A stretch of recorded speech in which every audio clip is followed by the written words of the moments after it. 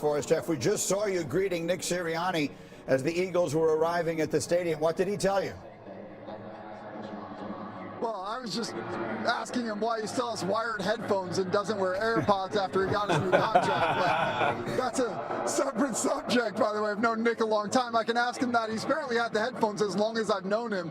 Anyway, moving on. Very serious matter in Philadelphia. This is one of the major conundrums in sports, really. This is a 4-2 team defending Super Bowl champs with everything in front of them. But at the same time, this is a team that is battling chemistry issues. Some internal strife that is really kind of plaguing this offense at this point. There is drama. Nick Sirianni saying that they have spent the last 10 days of this mini bye that they've had trying to figure it out. He said that they have a lot of things that they want to implement and find out if that's going to help this offense get back on track and perhaps fix some of those chemistry issues along the way. And this is not just about the drama with A.J. Brown. This is also about Saquon Barkley, getting him the ball more often. Perhaps those two things can work in conjunction and find a way to fix themselves. Talk about that internal drama, though. We should point out this is a team that has dealt with this before. They will look back to that to find a way to navigate it. It's almost as if, Greeny, this has become their identity of sorts as they once again try to get their offense back on track amidst this latest drama. All right, Jeff, outstanding, battling through the extraordinary noise there in Minnesota as they get set. It's going to be a loud game, one of the really interesting games on the schedule today. So they're talking about all the ways that they need to address their problems on offense. You used an interesting word, Alex. What word would you use to describe their offense? Yeah, it's arrogant, Greeny. It's so elementary that it's almost insulting, I think, to these opposing defenses. Like, they think they're better than everybody and that they can just line up and run this day one offense and win. This is the NFL, right? Like, these defenses are good. You heard Lane Johnson talk right there. He used 3 words. All right, we need more variety. We're predictable. Maybe let's get the ball to the perimeter. Last week was all in the gun, and it was all inside run up the middle. Let me show you what I'm talking about. Okay. Here, let's take it to the wall here. Okay, and again, predictable. This is a word he used. And again, even as a viewer, you're going to see this today. And I'm talking about the back depth here with Saquon. Again, it was almost all in the run last week. And when he is even with the quarterback, it is 100% pass. Why? He's got to get up in protection and get out in a route. And when it is a run, well, he's a little deeper, almost a full yard deeper. Again, he wants better vision to the run game. He wants to get downhill. And I'm telling you, we study 32 NFL teams. If we're seeing this, you better believe their opponent is. Look, and I'm not cherry picking plays. Look at it across the board. If he is even with Jalen Hurts, watch it today. It is a pass. I guarantee it. And again, look at me. We are a full yard deeper in the NFL, in the gun. I'm telling you, I promise you, the opponents know this and have it internally and identify it. And again, it just got to be more variety. I mean, they're all pro tackle is saying it, right? And again, Saquon, this is one of the premier players in the NFL. We can do more. We can do better than just handing it to him up the middle and hoping he takes care of business. Well, and doing some digging on their numbers, all right, over this time. This is the only team in the league that throws the ball in between the numbers. Less than 40% of their throws are going in between the number. So if all you do is throw the ball outside the numbers, that limits you so much in your passing game. And so to me, that's where I think they need to improve. And when you do look at the numbers from last year compared to this year, last year they ran 16 RPOs a game. Yeah. Averaged 102 yards on those plays. This year, 10 times. Yeah. So they're dropped significantly on the RPO games. They're only averaging 55 yards a thing. So they're not even themselves. And you're eliminating the middle of the field in your passing game. That's why it looks so ridiculous to all of us.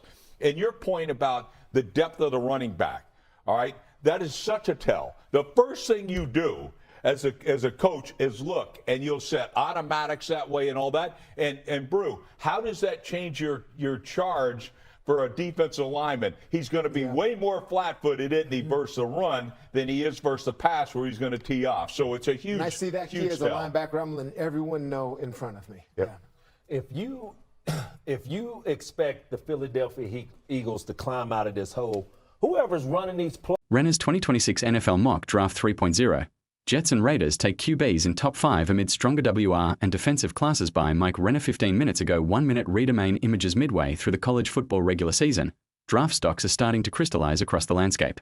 This class, more than any in recent memory, features fewer surefire first-round grades, meaning we should expect the unexpected come April. What we can expect, though, is a much stronger wide receiver class than originally anticipated. There are some flat-out dudes on tape this year, and at least 4 have played their way into first-round contention. Without further ado, let's predict the first 32 picks.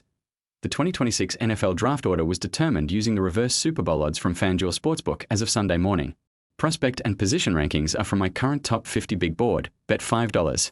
Get $300 NFL mock draft round 1 projected team prospect are inquisition and paid through it since projected team prospect are inquisition and projected team prospect are inquisition and projected team prospect are inquisition and projected team prospect are inquisition and paid through it since projected team prospect are inquisition and projected team prospect are inquisition and projected team prospect are inquisition RNKRECREYDSYDS a Rex projected team prospect are inquisition. Aren't projected team prospect are inquisition, aren't projected team prospect are inquisition, aren't projected team prospect are inquisition, aren't projected team prospect are inquisition, aren't projected team prospect are inquisition, recruit SIDS or a trades projected team prospect are inquisition, and paid through it since projected team prospect are inquisition, on recruit SIDS. Rex projected team prospect are inquisition, and projected team prospect are inquisition, on recruit SIDS or Rex projected team prospect are inquisition, and projected team prospect are inquisition. On Creecreatsids or Rex projected team prospect are inquisition on Creecreatsids or Rex projected team prospect are inquisition and projected team prospect are inquisition and projected team prospect are inquisition and projected team prospect are inquisition and paid through it since projected team prospect are inquisition and projected team prospect are inquisition and projected team prospect are inquisition on Creecreatsids. Rex projected team prospect are inquisition on Creecreatsids or Rex projected team prospect are inquisition and projected team prospect. Our Inquisition, Aren't Projected Team Prospect, Our Inquisition, RNK, Our Latest College Football Stories, Kiffin. Venables Exchange Signal Barbs before Battle BRAD Crawford at 2 minutes, Aradi Finelli's Power Ratings. Texas lingers despite offense DOM Finelli as 7 minutes, Aradi Jimbo Fisher talks FSU as former coach eyes return Joe Eldewire 3 minutes, Arada Pros. Cons of FSU holding off on firing Mike Norvell P. Patterson as 7 minutes, Arada Legendary Vegas expert reveals Week 9 CFB picks. Bets Danielle Lewis a 3 minutes, Arada Watch College. Football on CBS Sports Network. Week 9 Cody Nagel. 5 minutes Arada Jama Gibbs runs wild as Lions top Bucks on MNF 10H Lions knock Bucks out of first in NFC behind Jama Gibbs big night 11H Eric Woodyard and Jenna Lane Gibbs credits O-line for his 2 TD performance on MNF 10H Jama Gibbs breaks free for 78-yard TD to spark Lions victory. Lions force crucial turnover on downs late. Texans Collins suffers concussion versus Seahawks Cops. XRB Martin died in custody after break-in. Buccaneers lose WR Evans 2. Broken collarbone Campbell. No looking back after Gibbs breakout sources. Graham. Eagles finalizing deal to reunite Broncos. Pound Greenlaw suspended 1 game by NFL source. Titans releasing veteran WR Lockett. QB Jackson still out as Ravens return from by American Football 2026 draft rises. Latest intel, standout Seahawks overcome stubborn Texans. Create 3-way tie atop the NFC West. Sideline scuffle breaks out after Texans interception. 8H Darnold on Seahawks win. Our defense held it down. 8H Charbonnet powers in 4.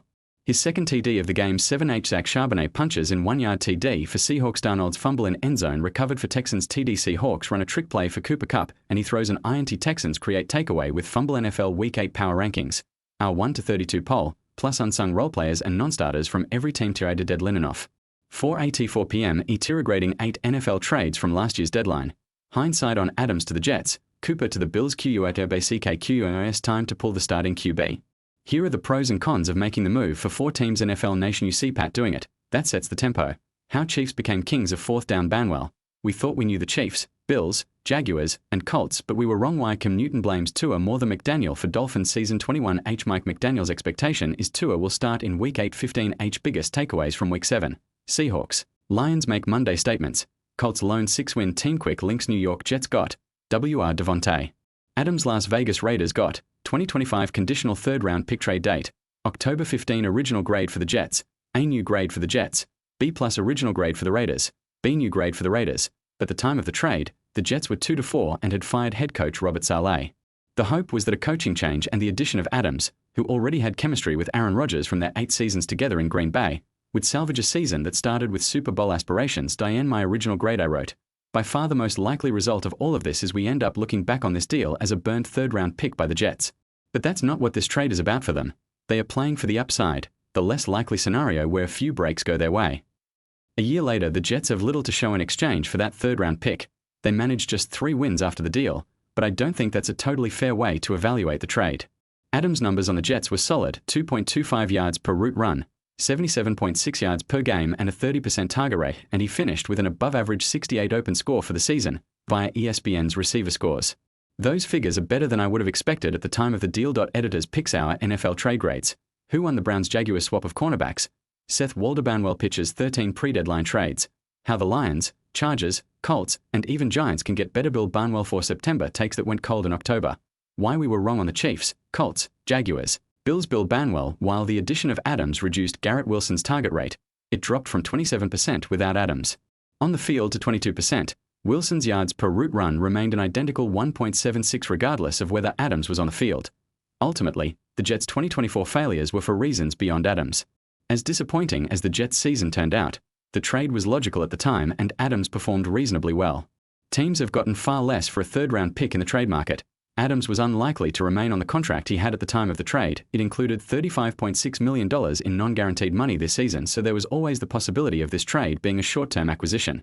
That became a near certainty once the Jets parted with Rodgers. As for the Raiders, I said in the original grade that they deserved an F for the entire Adams saga. They held on to him for far too long and cost themselves dearly by doing so, but a B- for their decision-making on the day of the trade. I was critical of them not eating some of Adams' salary in exchange for more draft compensation considering Las Vegas' cap situation, and that critique is still valid. But if the ultimate question is whether the Raiders should have made this trade, the answer was yes at the time and yes now. For that they earn a